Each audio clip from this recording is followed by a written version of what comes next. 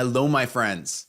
So for today's topic, I wanted to start with having you do a little bit of memory work with me. So I want you to think about your favorite television show. It might be one that you're watching now. It could be a movie as well, something that you've seen in the past. It's your favorite movie. And one of the reasons it's your favorite movie or television show is because there's a specific actor in that role. There's a performer in that role that to you, they just embodied that person, that role that they're playing. They just seem like they are that person. Even if you saw them in other things before and you thought they were good, but they were just the perfect fit for that role. And I want you to think about that performance because there are certain actors that get matched up with a certain performance and it's just magic. When it clicks, it clicks. And when I was a casting director and doing a lot more of that, we would spend so much time having performer after performer come in and really just finding that magic moment where the person looks, sounds, acts just the way that the writer had intended for this amazing character that they created on paper, and they brought that character to life. And I want you to think about that and think about the way it made you feel. And that's going to tie into what we're talking about today, because there is a specific type of acting. Some of you may have heard of it called method acting.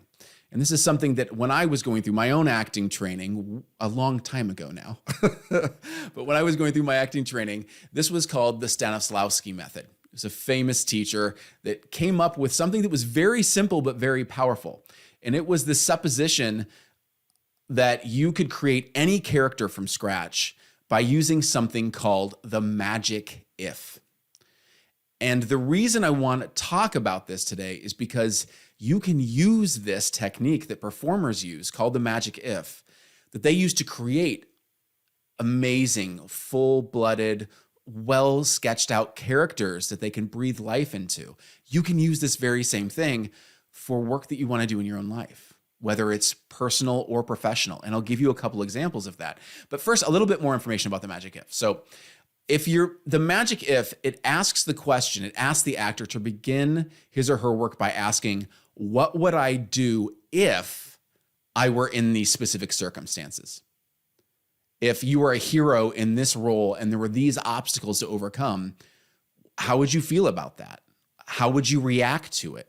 What kinds of things would you do? What kinds of things would you not do in order to become that character?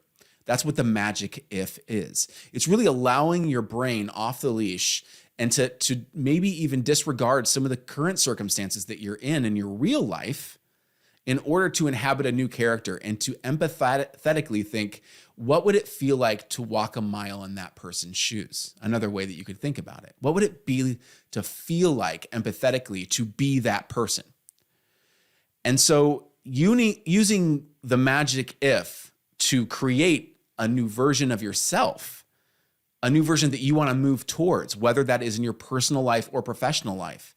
It can be very specific or it could be very broad, but this can be an amazing, magical tool for you to give your brain something to use as a template to pull you towards what we call your future self. Maybe there's a version of yourself professionally where you want to grow your business to a point where it's not at right now. And you have a hard time thinking about how the current version of yourself could ever be that future version of yourself. Well, the magic if can be the way that you do that. If you start thinking along the lines of what you would need to do to become this other character, this other person, this future version of yourself that has the thing that you're hoping to do. Or on your your personal life as well. You can use this as well in a specific circumstance where you'd like to evolve your relationship with a family member and have a different version of that, or your relationships with your friends. The magic if can help you there as well. It can be the emotional fuel if you set it up right, if you make a character to pull you towards, that propels you, that pulls you towards your future self. So let's dive into a couple of examples of how to do this. I find that this is the best way for students to understand this, and it can be very simple, or it can be something large that might seem daunting to you. So start by picturing your future self you're trying to create. So let's start with a personal example, something that we probably all can relate to.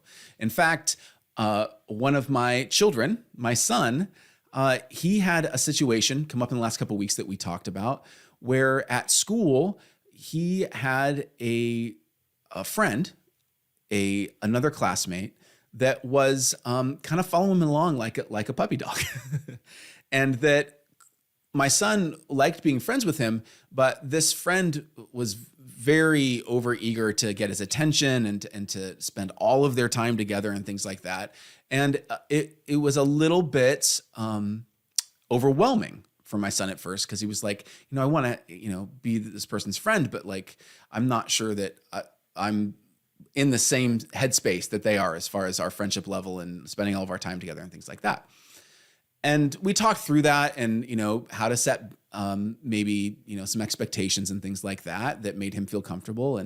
But what was interesting was we used it as a template for him to think about how he could apply this as his future self in order to be the kind of friend that he wanted to be, maybe in this circumstance, but also in another circumstance, and to think about what it would feel like to be on the other side of that. We've all been in a situation before, I know I have, where I have basically fallen in love with someone, like friendship-wise. I'm like, this person is so neat. They're so cool. I want to spend time with them. And to think about coming at it from that angle, that at some point, my son will be on the opposite side of that, where he will want to pursue a friendship with someone else or a relationship with someone else.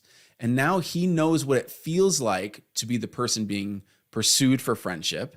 And how can he use that in order to be kind in the current situation that he's in, knowing that at some point that will probably be a role reversal for him, that there will be a future version of himself where he wants to become friends with someone, and how to make that work. So how would he need to feel? How would that person feel right now that wants his attention? And to think about how he can apply that for the situation he's in now and for his future self, where he might want to be better friends with somebody else. And that was really useful for him to really, in the moment, be able to think about how to be a good friend now and to set expectations with a sense of kindness that at some point that situation will probably be reversed. So he was thinking about his own personal future self. And that's a very small, specific school-based example, but you might be able to see how you could apply that to your own life as well. Now, let's take this in another regard. Let's take this in a direction of how you could use the magic if to create a new version of yourself, a new character for yourself.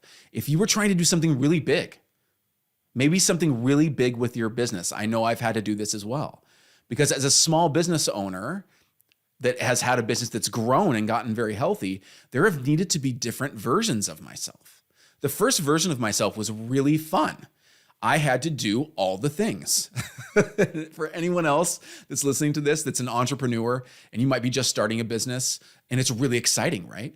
If you need a new website set up, you're doing a lot of that yourself. If you need to set up invoicing for your first few clients, you're figuring that stuff out yourself. You're figuring out what system to use and how to use it, and how to use the templates and how to send it and hooking up the payment system. You're doing all the things. Your marketing, your sales outreach, all of that.